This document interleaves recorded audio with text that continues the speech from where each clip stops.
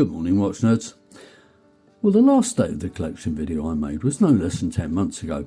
Since then, I've sold no less than 18 of the watches I featured. In addition to that, I've sold a fair few watches I bought and sold in the same period. So here are some of the watches you would have seen in the last state of the collection video.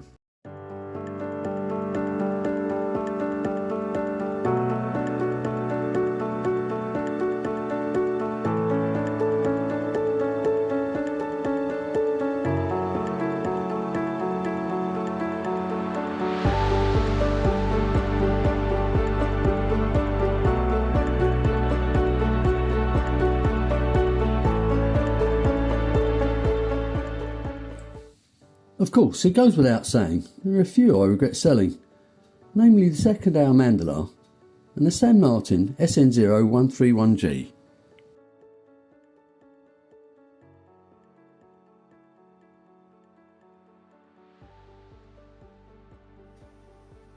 I'll take you very briefly through each watch, and I mean very briefly.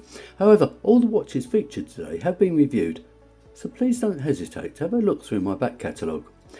Now we start off with what I've always referred to as my investment watch, the Rolex Oyster Perpetual 36mm, which is in actual fact turned out to be anything but an investment.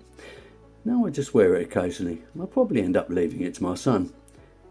It's a beautifully made sporty dress watch, but like all luxury branded watches, it's really overpriced for what it is. This watch was definitely in my last video, and it's the Axios flagship. It's a stunning looking 40mm diver that wears a little bit smaller than it actually is, and I think that's down to that chunky sapphire bezel. Of course, it goes without saying that the watch's highlight is that fantastic teal dial. Now Axios were a sister brand to Zelos, but from what I can understand, they've stopped producing watches now.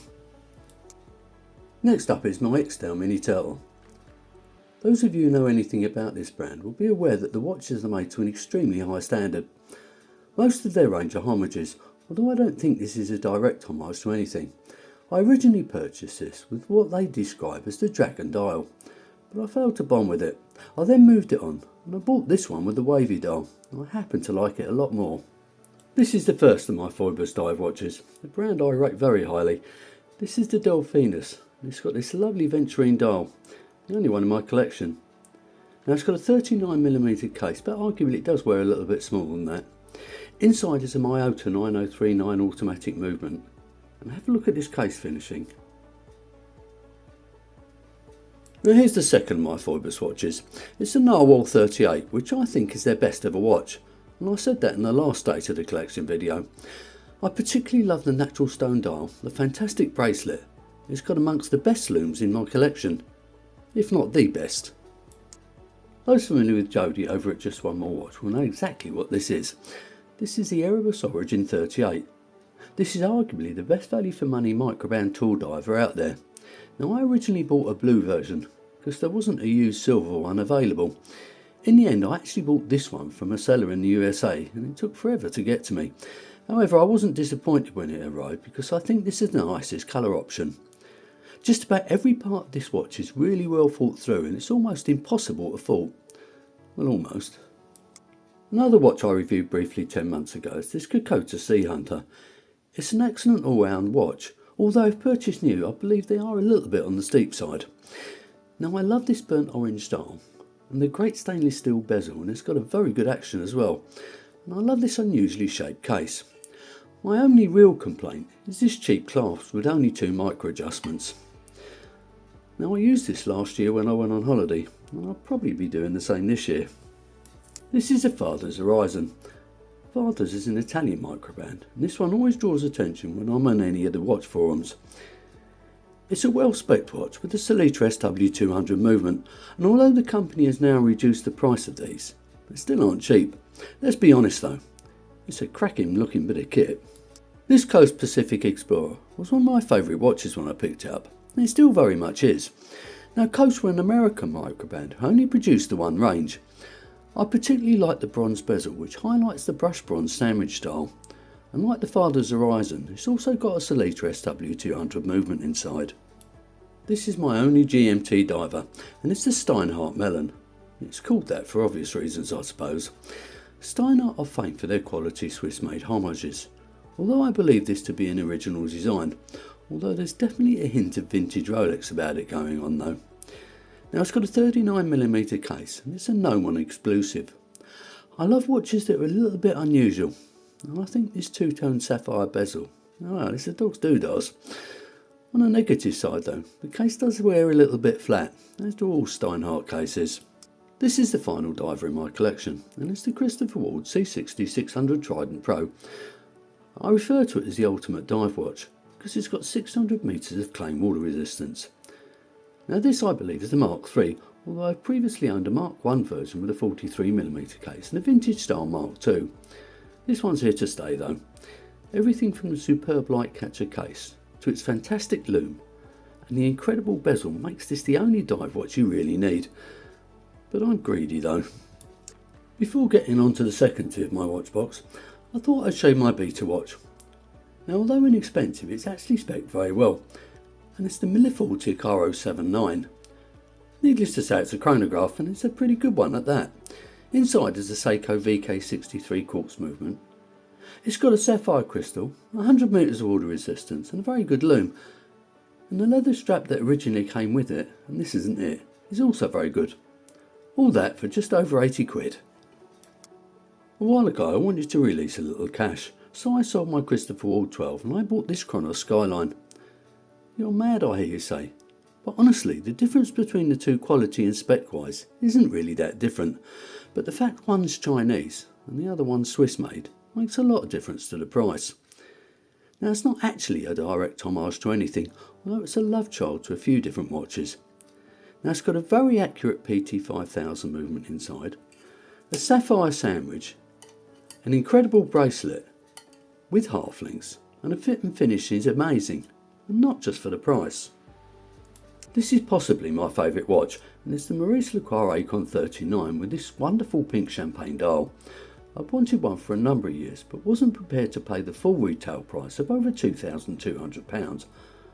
I picked this nearly new one up from a pawnbroker on eBay for just £750, and I believe that's more than just a good bargain. Unfortunately, I can't get the camera to show you how stunning this actually is in real life. I've had this Marne Greenwich GMT for a while now. I love the chunky indices set against this waffle dial. Although I'm not normally the greatest fan of rubber straps, I think this one suits the watch. It's got a nice compact 38mm case, and inside is the automatic Swiss Tech S24-045 movement. This is my most recent purchase, although like most of my watches, it wasn't purchased new. This is a Forzo Drive King, and don't you just love the dial colour? Inside is the Seiko VK64 quartz movement, which means it doesn't have an active second hand, which is just about the only thing I don't like about it. Now I do particularly like the case shape though, and I love these cutouts for the pushers. When this arrived, the bezel alignment was shocking, but with a little bit of know-how, I sorted it, and it's spot on now. This is my token gesture one and only vintage watch. This is the Seiko Silver Wave from the mid-1970s, and have a look at the condition. It's absolutely amazing, and what's more, its quartz 7121 movement is still running to great accuracy. Now believe it or not, this was Seiko's first dive watch. It's got a screw down crown and a screw down case back, yet the water resistance is only 30 metres. By the way, this isn't the original bracelet. As for love nor money, I couldn't manage to adjust the one that came with it. This is the second of my 3 Christopher Ward watches, and one I've had for a while now. It's the C65 Vintage, and I describe it as a sporty dress watch. I picked this one up for a bargain price on an eBay auction, and when it arrived I was amazed what good condition it was in. I hope you like the strap I put on it. I think it suits the watch perfectly. A while ago I bought a gold coloured Orient Bambino 38, which I thought looked stunning, but I also thought it wore a little bit large for a dress watch. Now although this has got exactly the same case, I believe the dial makes it wear a little bit smaller. This is one of the few watches I own that doesn't have a sapphire crystal, but I suppose for the amount it gets worn, it doesn't really matter. My only watch with a tourbillon case, and it's the Islander Astoria. It's hard to see, but the dial is actually textured, and I think this watch has got a great retro feel about it. Now I don't normally keep the original strap on the watch when I buy it, but this one was so nice I broke my own rule. Now I've been looking at these for a while, but as they aren't particularly cheap and used ones rarely come up for sale, it took me a while to get my hands on one. This is the Huso HS002-1, and what a pity it doesn't have a proper model name. They come in a few colours and with a few choice of indices, and although I really like this combination, it actually wouldn't have been my first choice. They're now available with the Chinese-made PT5000 movement or the Swiss-made Sleater SW200. What's special about this timepiece is the hand lacquered dial that takes at least a month to make. The last watch on this tray is the Seagull D51SG, which is a reissue of a watch Seagull produced back in 1951. And this is my only gold coloured watch. It's got a very slim 37mm case which makes it a perfect dress watch, and inside is the automatic in-house ST2130 movement, which is a clone of the ETA 2824. Now believe it or not, I picked this brand new one up for less than £100 delivered, but incredibly it's still got a sapphire crystal. Moving on to the last two, which I classify as sports watches of one type or another. First up is the Seiko Alpinist 1959. This is one of Seiko's more premium watches, and it's got the 6R35 movement inside it, and that's got no less than 70 hours of power reserve. Now the bracelet's fantastic, although the clasp is pants. Now the case finishing is superb, the lume as you would expect on a Seiko is excellent, and it's also got 200 metres of claim water resistance. Another of my more recent purchases is this Hamilton Murph 38. As you may or may not know, this originally came with a larger case and it was on a leather strap. It featured in a film and Murph was the name of the character. It's got an H10 movement which is extremely accurate, and it's got 80 hours of power reserve. The very fact this is a Swiss made watch doesn't make it cheap, but I was fortunate enough to have picked this mint condition used one up for a little over half price. Another one of my bargains, and this is the Carl Liebmann Classic Field Watch. Now despite the European sounding name, this is actually a Japanese microband. Now just about every part of this watch is very good. Like many of my other watches, it's got my OTA 9000 movement inside. I hope you like the choice of strap. I think it looks perfect. This is another watch that would have featured on my last State of the Collection video, and it's the Steinhardt Marine 38. I love its simplicity and the fact all the indices are numbers.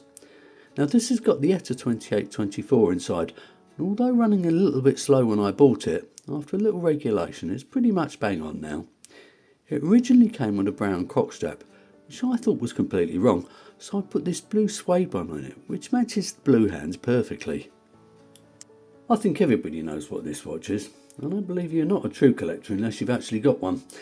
This is the Seagull 1963, and this has got the sapphire crystal and an exhibition case back. These come in a variety of options, and believe it or not, I've owned the 42mm version, the 40mm version, and now this 38mm option, which by the way is the original size. Inside is the only affordable mechanical chronograph movement, which is the Seagull in-house ST19. These cost peanuts, so if you haven't already got one, treat yourself. The last Christopher Ward in my collection, and it's the C63 Sealander. I previously owned a white version, a green GMT version on a strap, and now this green one on a bracelet. This time it's a keeper. I previously described this as the ultimate garter, and it's just about everything you need from a sports watch. This is one of those watches that turned out to be far better when I got it than I thought it was going to be, and it's the Erebus Ascent. Now this has got the Tiger Eye dial, which is a natural mineral, and I think it looks absolutely outstanding. Now the case is 39mm and the depth is just 11mm, making this watch wear particularly well.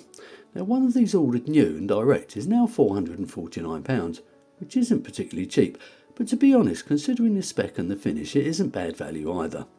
Of course the real value lies in buying a good used one, like this. Shortly I'll be doing a head-to-head with that Erebus Origin and this San Martin SN0144CG, as I believe the comparisons are very close, albeit one of these will cost you considerably less. Now I originally owned the first version of one of these, but when they released this one, I flipped it and invested. With this gradient dial and Chinese characters, I think this has got one of the most attractive dials ever made.